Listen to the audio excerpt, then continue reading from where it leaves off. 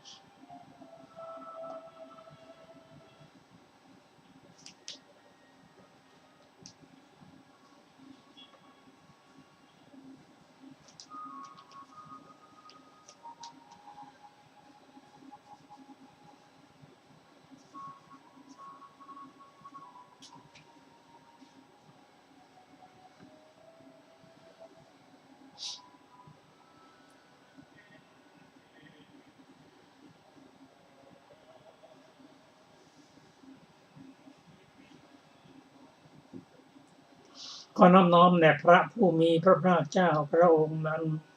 ซึ่งเป็นผู้ไกลจากกิเลสตรัสรู้ชอบได้โดยพระองค์เองสวัสดีครับท่านผู้ฟังที่เคารพครับท่านผู้ฟังกำลังรับฟังรายการศึกษาพระพุทธศาสนาตามพระไตรปิฎกมีเสนอแก่ท่านผู้ฟังทุกวันอาทิตย์ตั้งแต่เวลา 15 นาฬิกาถึง 16 นาฬิกาดำเนินรายการโดยกระผมพันเอกธนัทเดชะมีอาจารย์สรภาเดชะเป็นผู้ร่วมรายการวันนี้เรายังนำเรื่องท่านสัญชัยมาศึกษากันพระสูตรนี้อยู่ในพระไตรปิฎกฉบับอรรถกถาเล่มที่ 40 หน้า 115เป็นพระสูตรที่เราควรศึกษาอย่างยิ่งเพราะได้บรรจุประวัติของพระพุทธเจ้าของอักษาวกเบื้องขวาและเบื้องซ้ายนอกจากนั้นเรายังตรัสข้อที่ควรศึกษาอย่างยิ่งครับเราจะมาเริ่มต้นในการศึกษาประวัติของพระพุทธเจ้าโดยย่อพระสูตรนี้พระองค์ทรงปรารภเป็นท่านสัญชัยที่อุปติสสะและโกริตะได้ชวนท่านในฐานะเป็นอาจารย์ว่าอาจารย์ปัจจุบันนี้พระพุทธเจ้าได้อุบัติขึ้นมาแล้วพร้อมทั้งประธานพระสงฆ์ก็ขอเชิญอาจารย์เข้าเฝ้าพระพุทธเจ้าฟังธรรมจากพระองค์ซึ่งท่านสัญชัยก็กล่าวว่าทั้งสองไม่แท้เราไม่สามารถเพราะเคยเป็นครูบาอาจารย์แล้วจะมาเป็นอันเตวสิกนั้นดูกระไรเหมือนจระเข้ที่อยู่ในโอ่งน้ำจะขยับตัวมันยากลูกศิษย์ลูกหาหวังดีเชิญอาจารย์นะ2 ครั้ง 3 ครั้งอาจารย์ก็ลงบทว่าในโลกนี้คนฉลาดกับคนเขลาอันไหนมีมากกว่ากันลูกศิษย์เรียนว่าคนเขลามีมากกว่าครับคนฉลาดมีน้อยก็ทำนองว่าเธอเป็นคนฉลาดไปเฝ้าพระภาคเจ้าเถิดส่วนคนเขาจะอยู่กับเราดังกล่าวอย่างนี้ลูกศิษย์ก็จำเป็นต้องจากไปการจากไปของลูกศิษย์นั้นเก่าลูกศิษย์ของตนเอง500 คนคือของท่านอุปติสสะ250ของโกริตะ250เป็น500ออกจากสำนักของอาจารย์สัญชัยอาจารย์สัญชัยเห็นห้องเรียนว่างหมดเกิดความเสียใจอาเจียนจนเลือดอุ่นออกมาลูกศิษย์เห็นใจก็250ก็กลับมาอยู่กับอาจารย์อีก250ก็ตามท่านอุปติสสะและโกริตะมา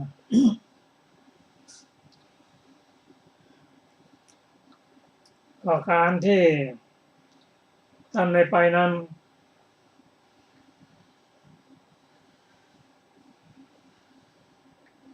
เรื่องนี้เมื่ออุปติสสะกับโกริตะได้กราบทูลพระพุทธเจ้าว่าจะเชิญอาจารย์มาแล้วท่านไม่มาพระองค์ตรัสว่า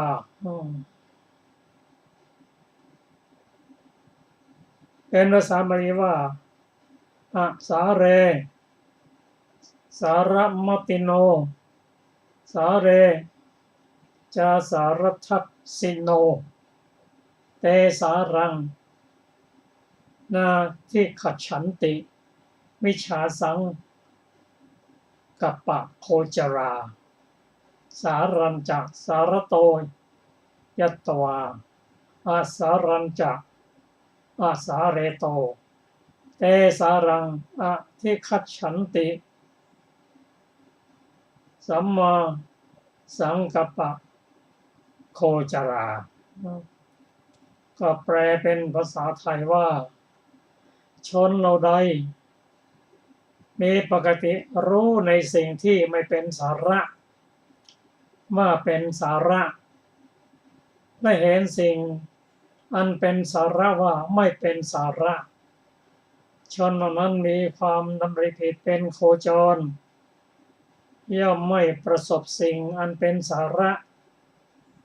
ส่วนชนเราใดรู้สิ่งเป็นสาระโดยความเป็นสาระและสิ่งไม่เป็นสาระโดยความไม่เป็นสาระ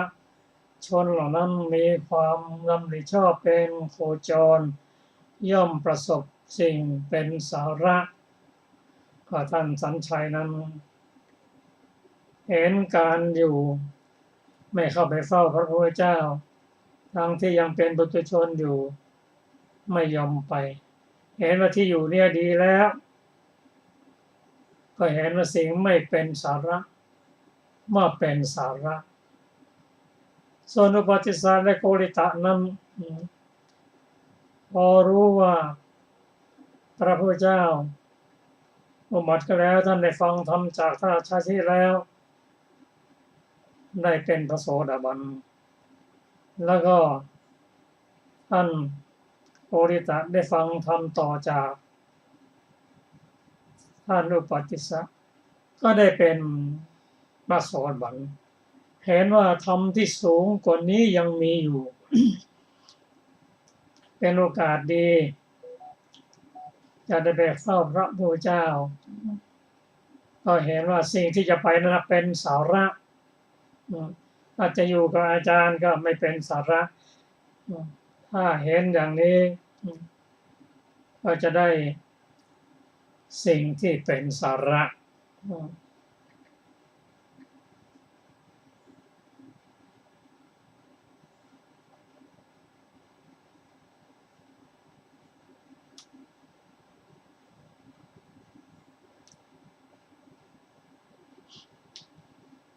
อันนี้ก็เป็นเรื่องที่เรา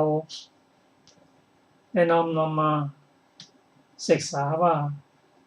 อันไหนที่เราทำทุกวันนี้เป็นสาระหรือไม่เป็นสาระแต่ความหมายในพระสูตรที่พระองค์แสดงนั้นสาระนั่นก็คือทำสิ่งที่เป็นประโยชน์ตนประโยชน์ท่านประโยชน์ตนประโยชน์ท่านประโยชน์ในชาตินี้ชาติหน้าก็ประโยชน์อย่างยิ่งคือพระนิพพานนั่นก็คือการศึกษาปริยัติพระธรรมคำสอนของพระองค์ศึกษาและนำมาปฏิบัติและจะได้ผลตามสมควรแก่ประโยชน์อันนี้เป็นสาระว่าพระพุทธเจ้าจะอุบัติขึ้นมาในโลกนี้แสนนานพระพุทธเจ้าของเราว่าจะได้เป็นพระพุทธเจ้านั้นใช้เวลาว่า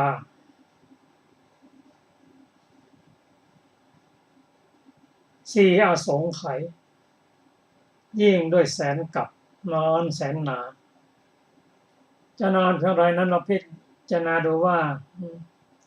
พระพุทธเจ้า3 พระองค์ก่อนที่จะถึงภัทรกัปนั้นได้แก่อวิปัสสี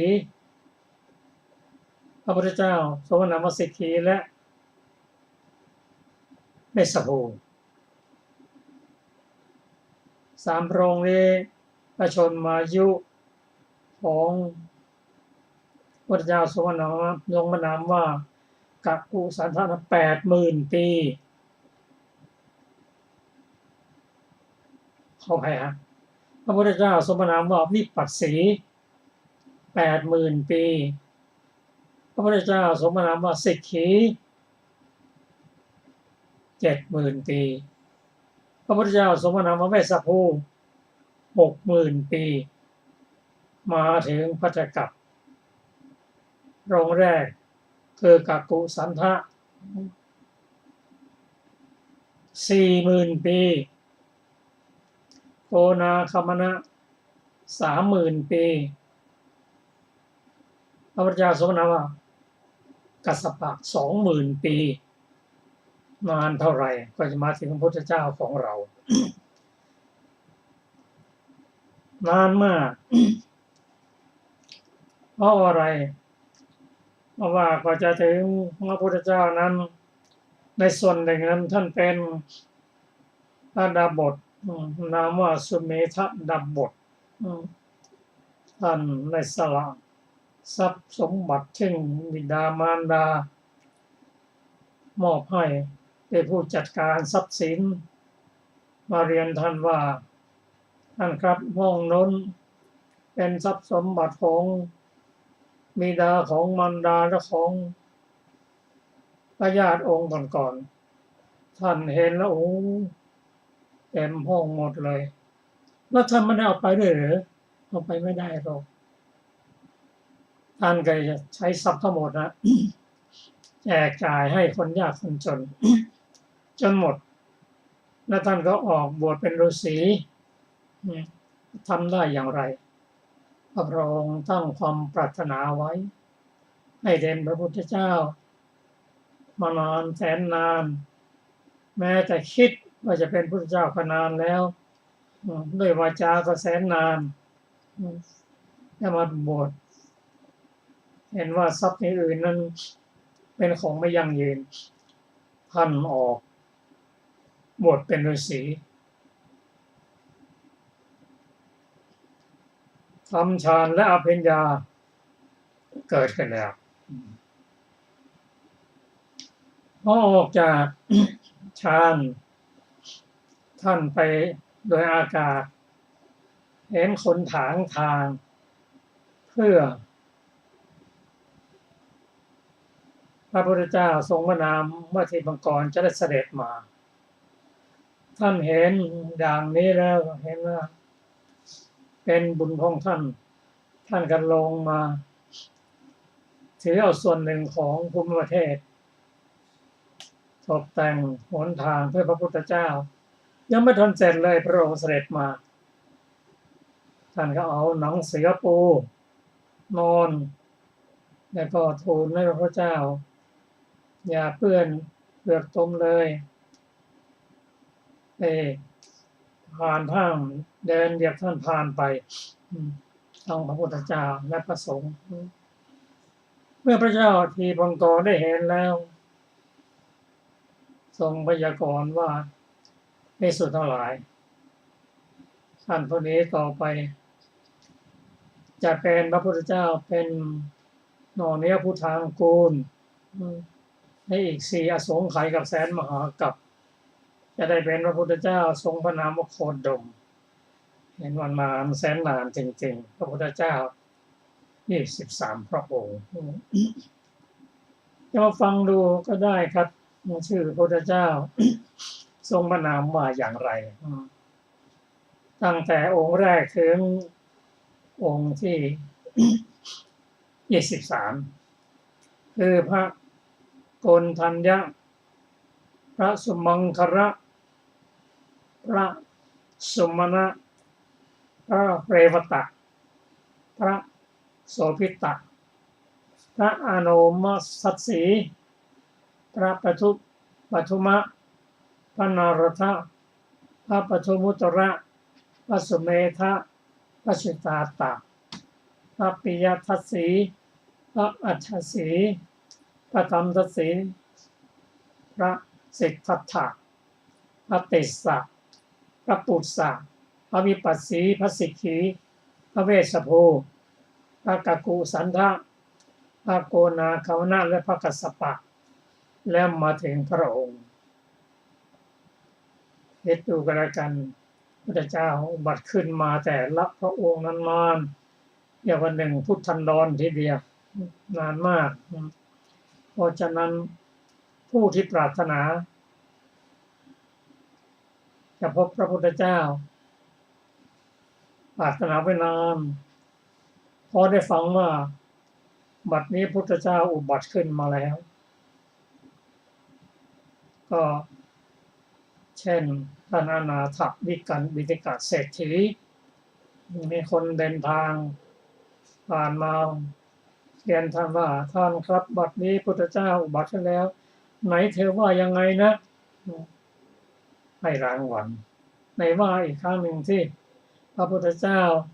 อุบัติขึ้นแล้วพระธรรมอุบัติแล้วพระสงฆ์อุบัติแล้วรับรางวัลจากท่านอนาถบิณฑิกเศรษฐีให้เราเป็นสิ่งที่ดีที่สุดเป็นมงคลที่สุดที่ได้ยินนี้ถามว่าบัดนี้พระองค์ประทับอยู่ที่ไหนเดินทางไปทันทีอันนี้คือผู้ที่ปรารถนาจะพบพระพุทธเจ้า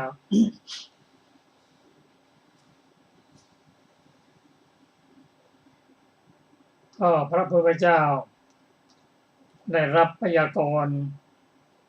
จากพระพุทธเจ้า23พระองค์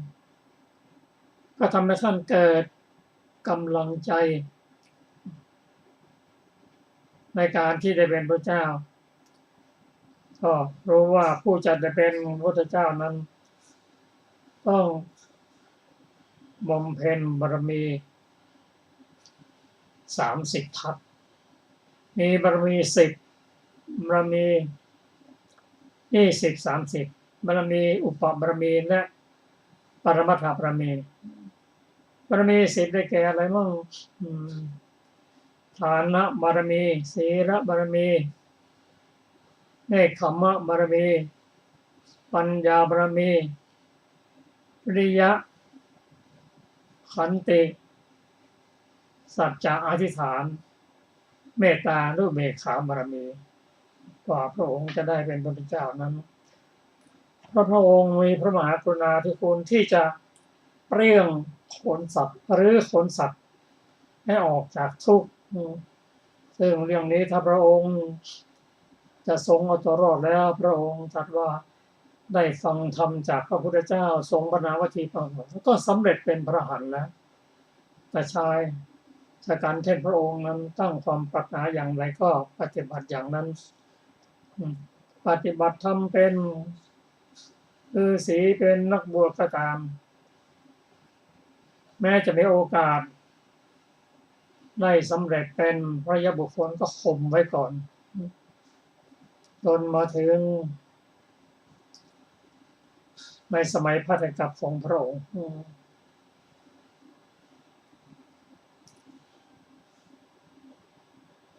ในชาติสุดท้ายนั้นท่านได้เป็นพระเวสสันดรบำเพ็ญบารมีคือทานบารมีทานทุกสิ่งทุกอย่างเพื่อได้เป็นพระสัมมาสัมพุทธเจ้าอันนี้คือน่าเสียดายที่ท่านเห็นว่าสิ่งที่ไม่เป็นสาระว่าเป็นสาระสิ่งที่เป็นสาระว่าไม่สาระก็พลาดโอกาสไปนอกจากนั้นเรายังจะได้รู้ประวัติของ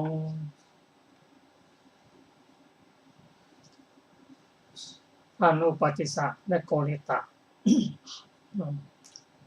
ซึ่งสองสหายนี้ก็เหมือนกันได้รับฟังได้ศึกษาจากพระสูตรเล่มนี้ในสมัยท่านเป็นฤาษีชื่อว่าสารถะนั้นตั้งความปรารถนาไว้แล้วก็ท่านก็แบบไม่ได้จะเป็นอัครารุกองค์เดียวท่านเดียวก็เชิญเพื่อนรักคือโกริตะนั้น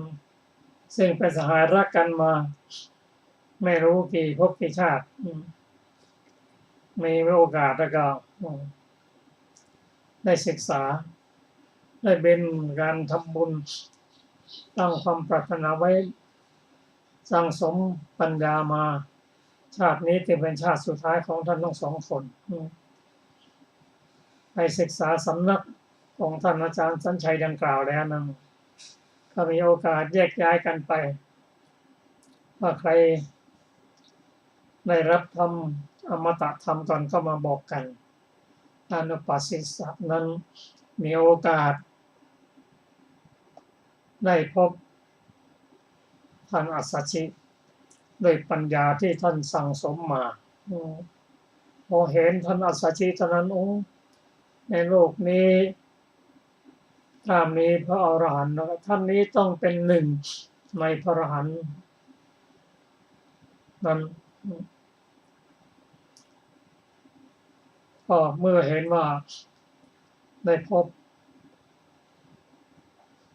กัญญาณมิตรที่คาดว่าจะเป็นพระอรหันต์นั้นท่านก็ทายถูกในปัญญาของท่าน ก็เฝ้าติดตามแต่ว่าไปแม้ถ้าท่านสัจจิจะไล่ไปท่านก็คงไม่ไปพอได้ฟังธรรมจากท่านพอสบโอกาสแล้วก็ท่านฉันเสร็จแล้วดูแลท่านเรียบร้อยแล้วก็เรียนถามท่านว่าอินทรีย์ทั้งหกมีจักขุนสีเป็นต้นสดใส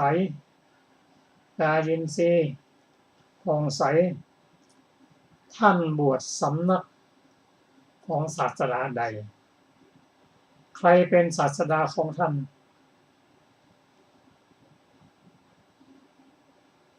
ท่านชอบคำสอนของศาสดาองค์ใด ท่านอัสสชิก็ได้ตอบ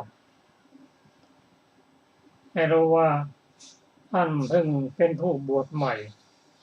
ท่านไม่สามารถจะแสดงธรรมที่พิสดารได้ก็เพื่อจะได้ฟังธรรมนั้นก็เรียนท่านว่าท่านกรุณาแสดงธรรมแต่หลักๆก็แล้วกัน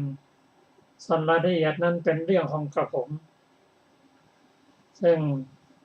ท่านอัสสชิก็ได้ตอบว่าอาตมาภาพบวชในสำนักของพระพุทธเจ้าทรงพระนามว่าโคดมพระสมณโคดม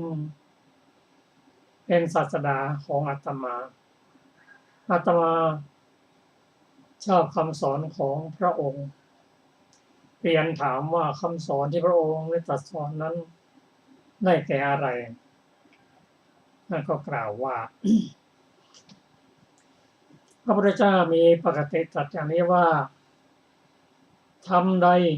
เกิดแต่เหตุพระองค์แสดงเหตุแห่งธรรมนั้นและแสดงเหตุแห่งการดับแห่งธรรมเหล่านั้นพระสมณโคดมมีปกติตรัสอย่างนี้คำว่าธรรมใดเกิดแต่เหตุนั่นก็คือขันธ์ห้านั่นเองขันธ์ห้าก็เป็นธรรมเกิดแต่เหตุก็คือสมุทัยพระองค์แสดงเหตุแห่งนั้นแสดงสมุทัยในเหตุนั้นและความดับแห่งธรรมเหล่านั้นคือดับขันธ์ห้าอันนี้เป็นหัวใจที่ท่านอัสสชิได้แสดงหลักๆโดยไม่อธิบายอย่างพิสดารแล้วท่านก็แทงตลอดกล่าวว่าพอท่านอัสสชิกล่าว2 บทแรกเท่านั้นท่านได้เป็นพระโสดาบันแล้วนั่นคือธรรมใดเกิดแต่เหตุองค์แสดงเหตุแห่งธรรมนั้นท่านได้เป็นพระโสดาบันแล้วก็ท่านแสดงอีก2 บทต่อไปอันนี้คือบุคคลที่ได้สั่งสมปัญญามาตั้งความปรารถนาไว้ก็มีหลัก2 อย่างที่เราศึกษานั่นก็คือสั่งสมบุญ และตั้งความปรารถนาไว้ขอให้พ้นจากทุกข์ขอให้เข้าถึงนิพพานทำบุญแล้วตั้งความปรารถนาไว้ท่านได้ทำไว้ตลอดอย่างนี้อันนี้เป็นเนื้อหาสาระที่ย่อๆแต่รายละเอียดนั้นก็ขอเชิญอาจารย์สุรภาค่ะสวัสดีค่ะท่านผู้ฟังทุกท่านวันนี้เราจะมาต่อกันต่อไปอีกนะคะครั้งนั้นพระศาสดาทรงดำรงอยู่ในพุทธวิสัยไม่มีปริมาณทรงเริ่มพระธรรมเทศนาแล้วในการจบเทศนาชดิน 74,000 ยกสรทดาบทเสียทั้งหมดบรรลุพระอรหันต์แล้วพระศาสดาทรงเหยียดพระหัตถ์ตรัสว่าเธอทั้งหลายจงเป็นภิกษุมาเถิดทันใดนั้นผมและหนวดของชดินเหล่านั้นได้อันตรธานไปแล้วบริขาร8ได้สวมกายแล้วเทียวมีคำถามสอดเข้ามาว่าเพราะเหตุไรสรทดาบทจึงไม่ได้บรรลุพระอรหันต์แก้ว่าเพราะความเป็นผู้มีจิตฟุ้งซ่านได้ยินว่าจำเดิมแต่การที่สรทดาบทนั้นเริ่มฟังธรรมเทศนาของพระอัครสาวกผู้นั่งบนอาสนะที่2แห่งพระพุทธเจ้าทั้งหลายตั้งอยู่ในสาวกบารมีญาณแสดงธรรมอยู่เกิดความคิดขึ้นว่าโอ๋หนอแม้เราพึงได้รับ ธุระที่พระสาวกรูปนี้ได้รับในศาสนาของพระพุทธเจ้าผู้จะบังเกิดในอนาคตด้วยปริวิตกนั้นสรทดาบทนั้นจึงไม่ได้อาจเพื่อทำการแท้งตลอดมรรคผลได้ก็ท่านยืนถวายบังคมพระตถาคตเจ้าแล้วในที่เฉพาะพระพักตร์กราบทูลว่าพระเจ้าข้าภิกษุที่นั่งบนอาสนะในลำดับแห่งพระองค์มีชื่อว่าเป็นใครในศาสนาของพระองค์พระศาสดาตรัสว่าภิกษุผู้ยังธรรมจักรอันเราให้เป็นไปตามบรรลุที่สุดแห่งสาวกบารมีธรรมบารมีญาณแทงตลอดปัญญาสิ่ง6อย่างตั้งอยู่ผู้นี้ชื่อว่าเป็นอัครสาวกในศาสนาของเราท่านได้ทำความปรารถนาว่าพระเจ้าข้าด้วยผลแห่งสักการะที่ข้าพระองค์กั้นฉัตรดอกไม้ทำแล้วตลอด7 วันนี้ข้าพระองค์ไม่ได้ปรารถนาความเป็นท้าวสักกะหรือความเป็นพรหมอย่างอื่นแต่ขอข้าพระองค์พึงเป็นพระอัครสาวกของพระพุทธเจ้าพระองค์หนึ่งในอนาคต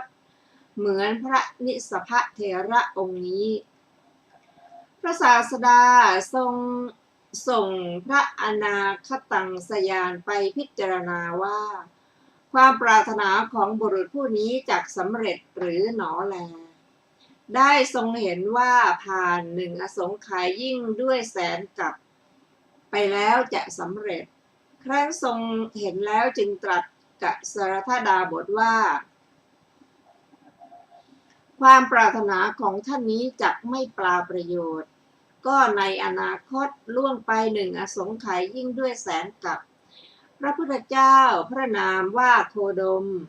จักเสด็จอุบัติขึ้นในโลกพระมารดาของพระองค์จักมีพระนามว่ามหามายาเทวีพระบิดาของพระองค์จักมีพระนามว่าสุทโธทนะมหาราช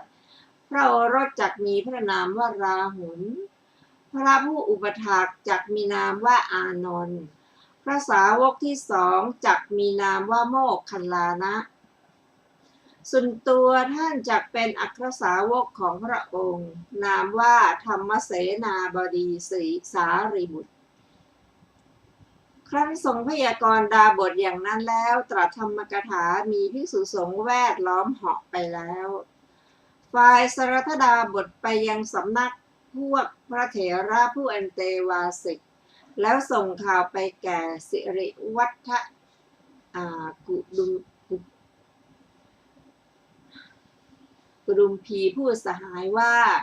ท่านผู้เจริญขอท่านทั้งหลายจงบอกแก่สหายของข้าพเจ้าว่า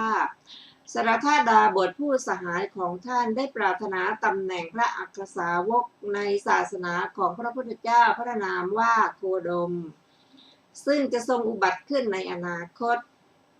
แทบบาทมูลของพระพุทธเจ้าพระนามว่าอโนมัทสีแล้วท่านจงปรารถนาตำแหน่งพระอัครสาวกที่สองก็แลครั้นกล่าวอย่างนั้นแล้วได้ไปโดยข้างหนึ่งก่อนกว่าพระเถระทั้งหลายเทียวได้ยืนอยู่ริมประตูเรือนของสิริวัฒะแล้วสิริวัฒะกล่าวว่านานหนอพระคุณเจ้าของเราจึงมาดังนี้แล้วนิมนต์ให้นั่งบนอาสนะตนนั่งบนอาสนะต่ำกว่าแล้วเรียนถามว่าทำไมอันเตวาสิกบริษัทของพระคุณเจ้าจึงหายไปเจ้าข้าสรทะตอบว่าอย่างนั้นสหายพระพุทธเจ้าอโนมัทสีเสด็จมายังอาสมของข้าพเจ้าทั้งหลายพวกข้าพเจ้าทำสักการะแด่พระองค์ตามกำลังของตนพระศาสดาทรงแสดงธรรมโปรดพวกข้าพเจ้าทุกๆคนในการจบเทศนาเว้นข้าพเจ้าคนเดียวที่เหลือบรรลุพระอรหันต์และบวชข้าพเจ้า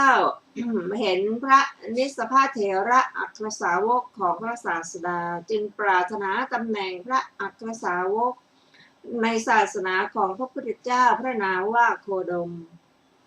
ผู้จะเสด็จอุบัติในอนาคตแม้เธอก็จงปรารถนาตำแหน่งสาวกที่สองในศาสนาของพระองค์ท่านสิริวัฒะ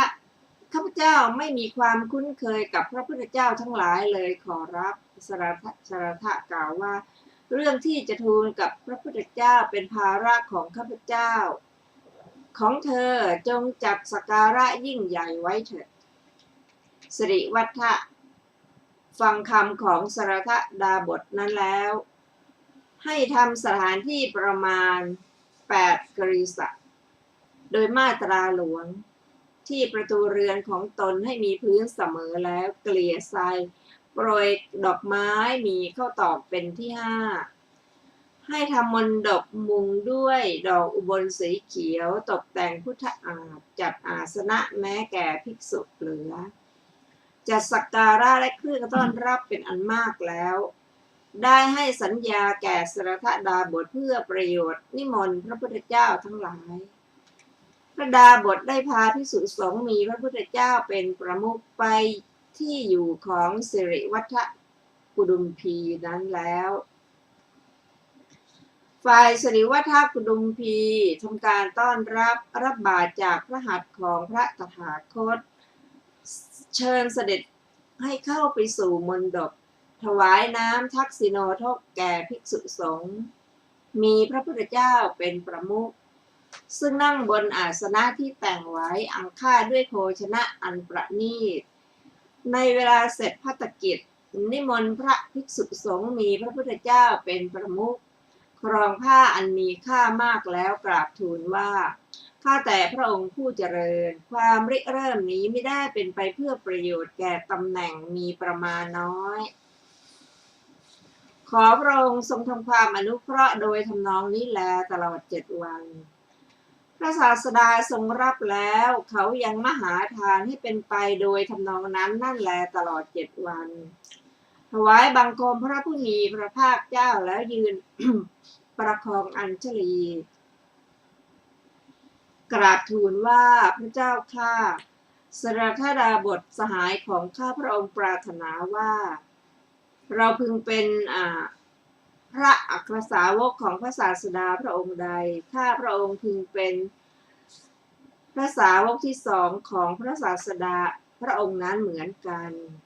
พระศาสดาทรงพิจารณาถึงอนาคตการ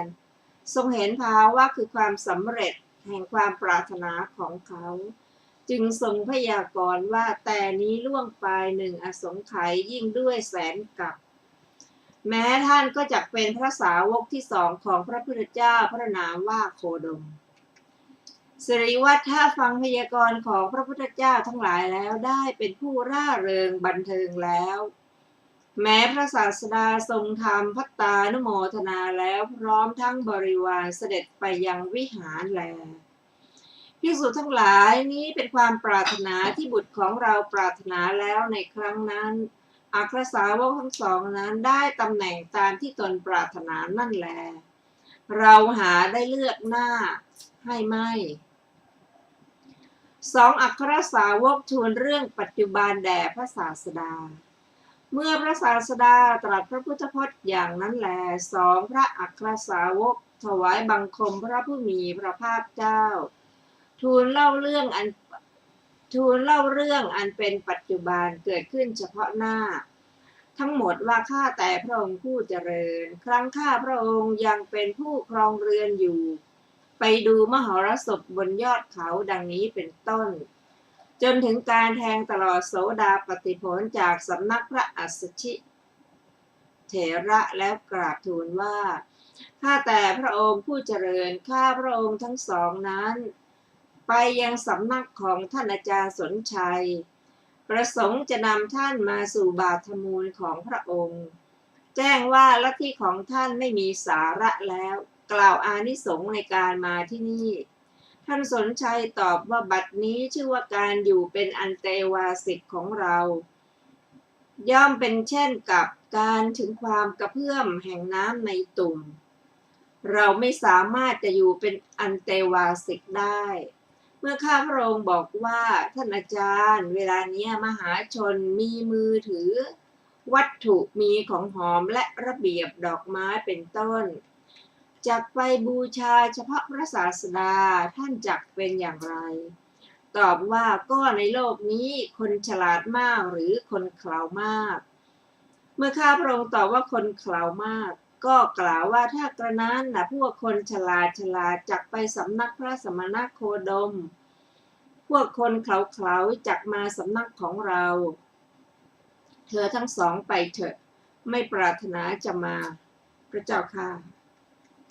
หัวข้อผู้เห็นผิดกับผู้เห็นถูกได้รับผลต่างกันพระศาสดาทรงสดับคำนั้นแล้วตรัสว่าภิกษุทั้งหลายสนชัยถือสิ่งที่ไม่มีสาระว่ามีสาระและสิ่งที่มีสาระว่าไม่มีสาระเพราะความที่ตนเป็นมิจฉาทิฏฐิ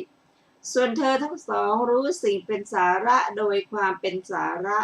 และสิ่งอันไม่เป็นสาระโดยความไม่เป็นสาระละสิ่งที่ไม่เป็นสาระเสียถือเอาแต่สิ่งที่เป็นสาระเท่านั้นเพราะความที่คนเป็นบัณฑิตดังนี้แล้วได้ทรงภาษิตพระคาถาเหล่านี้ว่าซึ่งแปลเป็นภาษาไทยว่าชนเหล่าใดมีปกติรู้ในสิ่งที่ไม่เป็นสาระว่าเป็นสาระและเห็นในสิ่งอันเป็นสาระว่าไม่เป็นสาระชนเหล่านั้นมีความดำริผิดเป็นโคจรย่อมไม่ประสบสิ่งอันเป็นสาระชนเหล่าใดรู้สิ่งเป็นสาระโดยความเป็นสาระและสิ่งไม่เป็นสาระโดยความไม่เป็นสาระชนเหล่านั้นมีความดำริชอบเป็นโคจรย่อมประสบสิ่งเป็นสาระแก้อัดนะบรรดาบทเหล่านั้นบาทพระคาถาว่าอาสาเรสารมติโตมติโนความว่าสภาพนี้คือปัจจัยสี่มิจฉาทิฏฐิมีวัตถุ10ธรรมเทศนาอันเป็นอุปนิสัยแห่งมิจฉาทิฏฐินั้นชื่อว่าเป็นอสาระผู้มีปกติเห็นในสิ่งอันไม่เป็นสาระนั้นว่าเป็นสาระบาทพระคาถาว่าสาเรจาสารทัสสิโนความว่าสภาพนี้คือสัมมาทิฏฐิมีวัตถุ10ธรรมเทศนาอันเป็นอุปนิสัยแห่งสัมมาทิฏฐินั้นชื่อว่าเป็นสาระผู้มีปกติเห็นในสิ่งที่เป็นสาระนั้นว่านี้ไม่เป็นสาระสองบทว่าเตสารังเป็นต้นความว่าชนเหล่านั้นคือผู้ถือมิจฉาทิฏฐินั้นตั้งอยู่เป็นผู้มีความดำริผิดเป็นโคจรด้วยสามารถแห่งวิตกทั้งหลายมีกามวิตกเป็นต้นย่อมไม่บรรลุศีลสาระ สาระสมาธิสาระปัญญาสาระวิมุตติสาระวิมุตติญาณทัศนะสาระและพระนิพพานอันเป็นปรมัตถสาระบทว่าสารัญจะความว่ารู้สาระมีศีลสาระเป็นต้นนั่นแลว่านี้ชื่อว่าสาระและรู้สิ่งไม่เป็นสาระมีประการดังกล่าวแล้วว่านี้ไม่เป็นสาระ2บทว่าเตเอสารังเป็นต้นความว่าชนเหล่านั้นคือบัณฑิตผู้ยึดสัมมาทัศนะอย่างนั้นตั้งอยู่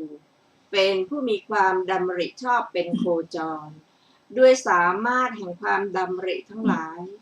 มีความดำริออกจากกามเป็นต้นย่อมบรรลุสิ่งอันเป็นสาระมีประการดังกล่าวแล้วนั้นในการจบคาถาชนเป็นอันมากบรรลุอริยผลทั้งหลายมีโสดาปัตติผลเป็นต้นเทศนาได้เป็นประโยชน์แก่ชนผู้ประชุมกันแล้วดังนี้แลจบเรื่องสนชัย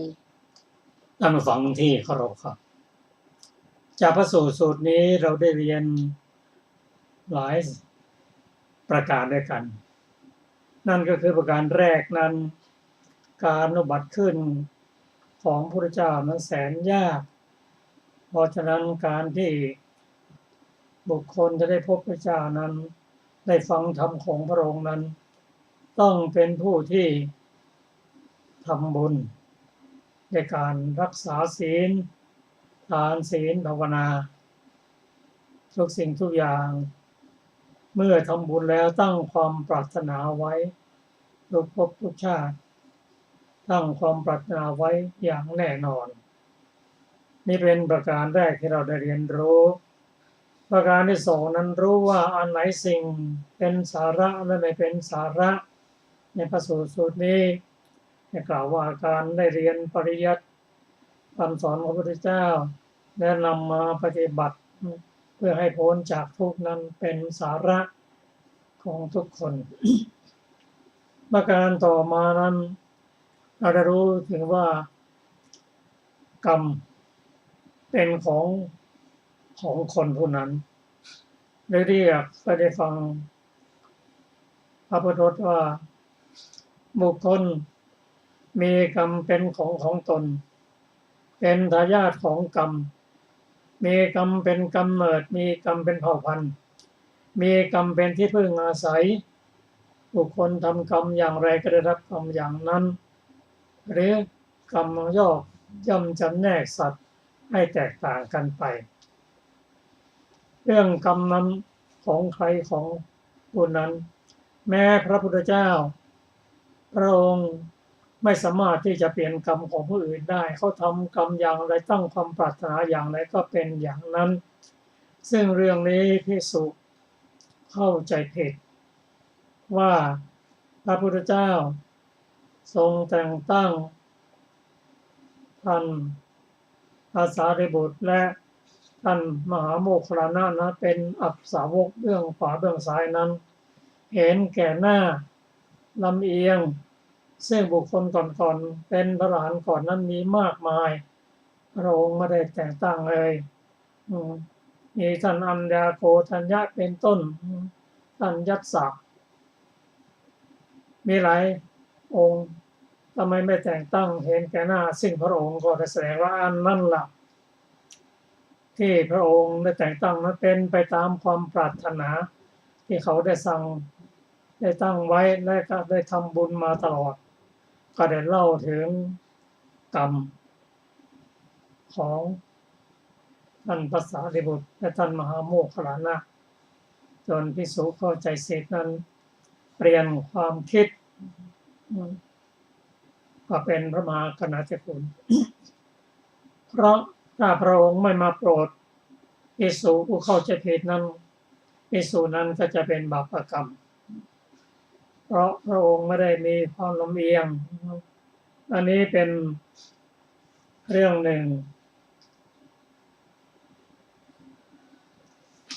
อีกประการหนึ่งนั้นการที่พระพุทธเจ้า แต่ละพระองค์นั้นจะพยากรณ์บุคคลนั้นบุคคลนี้เช่นพยากรณ์ว่าท่านพระสารีบุตรต่อไปจะได้เป็นอัครสาวกเบื้องขวาท่านมหาโมคคัลลานะจะได้เป็นอักษาวกเบื้องซ้ายได้ถามว่าจะเป็นได้ไหมพระองค์ทรงตรวจดูด้วยอนาคตังด้วยปัญญาอนาคตังสยานด้วยปัญญาว่าในอนาคตนะเขาทำบุญไว้ตั้งความปรารถนาไว้จำสำเร็จมา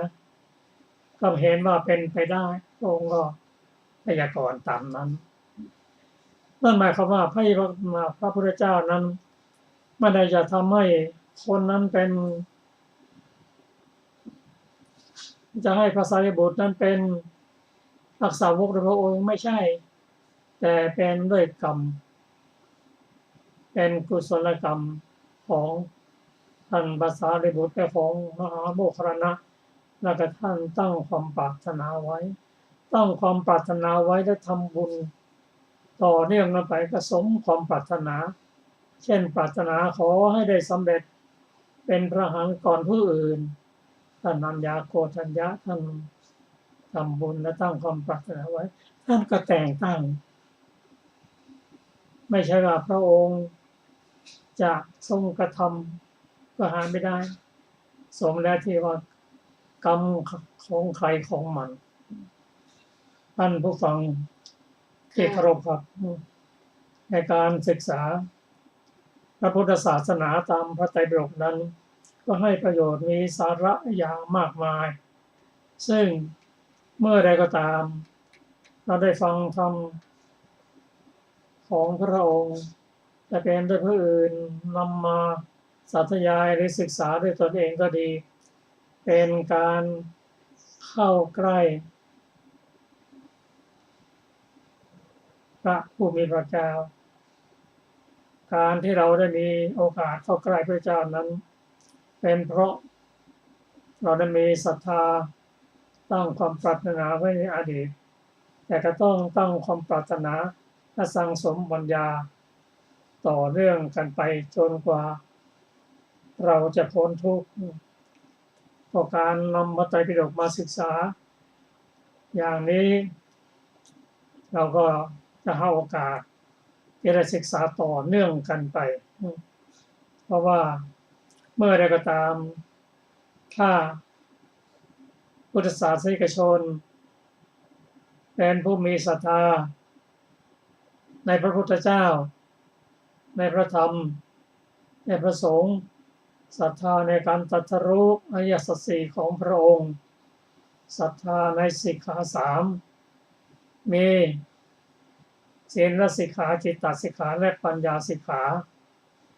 และเชื่อในเรื่องกฎแห่งกรรมถ้าเราเป็นผู้มีศรัทธาอย่างนี้ก็เป็นผู้ที่ไม่ตกต่ำเป็นธรรมดาเป็นบุคคลที่มีพระพุทธธรรมประสงค์เป็นที่พึ่งที่อาศัยจริงๆถามว่าที่อื่นมีที่พึ่งเป็นที่พึ่งได้ไหมตอบพึ่งได้ตามสมควรบางครั้งก็พึ่งได้บางครั้งก็พึ่งไม่ได้แต่ถ้าเรามีพระพุทธเจ้าพระธรรมประสงค์ไปถึงแล้วก็เป็นที่พึ่งอันถาวร